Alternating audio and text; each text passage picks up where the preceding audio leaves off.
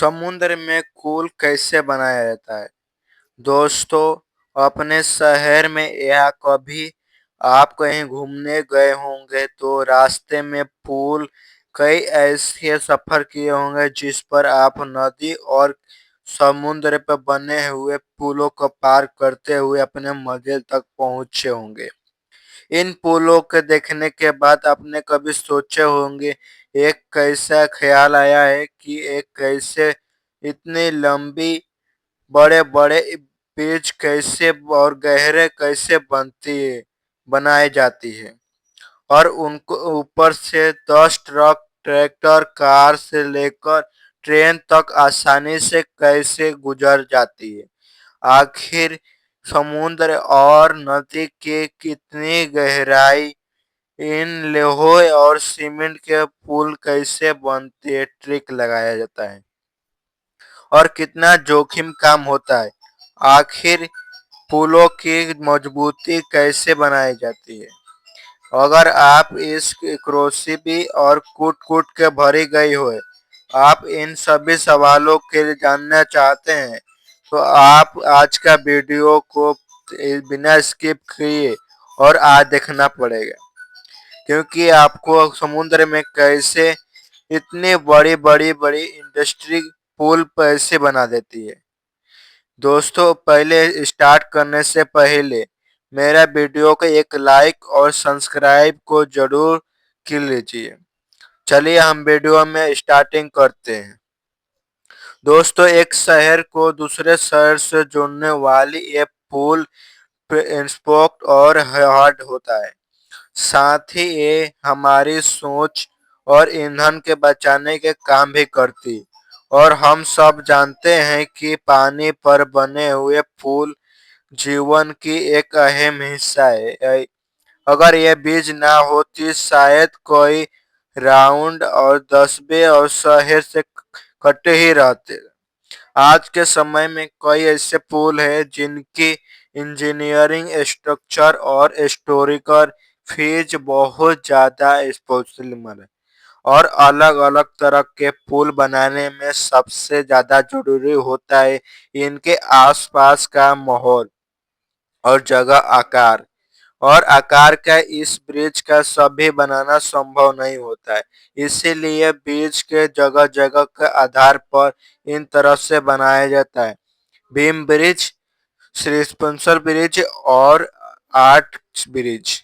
दोस्तों, समुद्र और नदियों के ऊपर जो पुल बनाए जाते हैं, उनके ऊपर रूल्स कैसे हजारों साल टन तक लेकर सकती है और पुल में डूबता पानी में नहीं होता। इसका कारण क्या है? मजबूती नींव।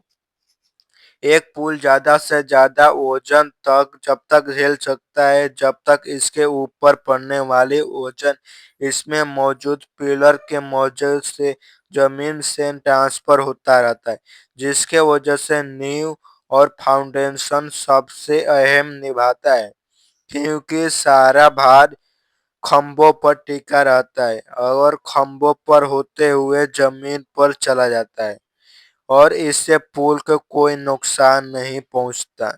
और पुल को आधार पर ही फाउंडेशन को लेकर पहली बार प्लान बनाया जाता है, जिसे सबसे पहले खास पॉइंट को बारीकी से परखा जाता है, जिससे जिस जगह पुल बनाना है तो वहां के पानी मिनिमम और मैक्सिमम गहराई, पानी का बहाव और पहले बहने का स्पीड, पानी के पानी के नीचे के मिट्टी की क्वालिटी और जमीनी और भार रहने वाली चलने वाले बीज पर कार के भारी भरकम, ये सब चेक करने के बाद फाउंडेशन के नींव बनाने के लिए उस जगह के पानी हटाना पड़ता है, जिसके लिए इंजीनियर्स स्टीन मेथड के यूज करते हैं, जिसके पहला कॉपर डैम। आसान भाषा में कहते हैं तो पानी के बीच में रखने वाले नींव को कॉपर डैम कहते हैं। जो पुल और समुद्र में बनाया जाता है, उसके हिसाब से इन पुल या स्क्वायर शेप में बनाया जाता है। अगर सीधे शब्दों में कहे तो आपने मेलों में जो मौत के कुआं देखा है तो उसी तरह से ये ट्रंक के शेप में होता है, जो काफी मजबूती और स्टील से बनाया जाता है और क्रेन के मदद से पानी के दम पिच चलाया जाता है। इसके बीच एक मशीन के सहायता से कोफर डैम्स को साइड से ठोक-ठोक अच्छी से पानी के नीचे सतह घुसा दिया जाता है। वो अच्छे से शट और अच्छे से सेट हो रखे। एक मोटर के अंदर से निकाला जाता है इसका अंदर का पानी और जब डिस्कवर नीचे के सतह के मिट्टी दिखाई देने लगती है, जब इसका अंदर इंजीनियर्स और कंक्रीट और सरिया स्टील जैसी मजबूत फाउंडेशन के और पिलर बनाने का काम शुरू करते हैं। जब पिलर और फाउंडेशन काम सूख जाता है, जब कफोर डैम के वहां से हटा दिया जाता है। लेकिन हर बार पुल बनाने में इस तरीके से इस्तेमाल नहीं किया जाता है, क्योंकि जब पानी ज़्यादा गहरा हो तो कॉफर डैम वाला प्लान पूरी तरह से फ्लॉप हो जाता है, जिसकी वजह से फाउंडेशन बनाने के दूसरा मेथड यूज होता है, जिसका नाम है बेटर पाइल्स। क्योंकि कभी-कभी इंजीनियर्स को नदी और समुद्र के गहराई को पता नहीं होती और पानी का बहाव भी बहुत तेज होता है। जहाँ पानी का तेज गहरा होता है, वहाँ मशीनों से ऐसी जगह ढूंढी जाती है जहाँ मिट्टी और जमीन पिलर बनाने के लायक हो। वहाँ सबसे पहले बड़ी-बड़ी प्लांट्स एडवांस के मदद से बड़े-बड़े गड्ढे कर स्टील या लोहे के पाइपों को मशीन के अंदर सीधा करके धीरे-धीरे पानी में डाल दिया जाता है। ये जब पानी समुद्र के अंदर तक पहुंच जाता है, जब इन्हें एक विशाल मशीन से ठोक-ठोक कर और पानी के सतह के नीचे घुसा दिया जाता है। फिर सीमेंट और कंक्रीट से इस पाइप को भर देते हैं और एक बार ये पाइप सेट हो जाता है, फिर उसके इससे चाहे सुनामी आए या तूफान, इससे कुछ नहीं होता और पानी को बीचे बीच एक मजबूत कॉन्डस फाउंडेशन हो जाता है, जिस पर हम आसानी से पुल बना सकते हैं।